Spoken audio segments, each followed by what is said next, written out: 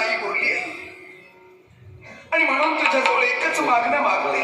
कोणतं मागणं? माझ्या पतीने, माझ्या सौभाग्य देवतेनं अधर्मानं का होईना स्वतःचं अस्तित्व निर्माण करण्यासाठी पाऊल उचललं त्यांची इच्छा होती. पती म्हणून तुझ्याजवळ पदर पसरते आहे. त्याचा कदाचित तू म्हणतेस त्याप्रमाणेच घडलं तर महाबली हे नाव या विश्वाच्या ठिकाणी चिरकाल राहणार.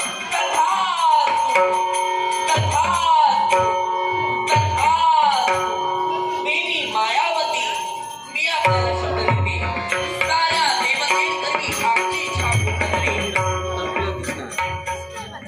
नक्कीच गो, महालक्ष्मी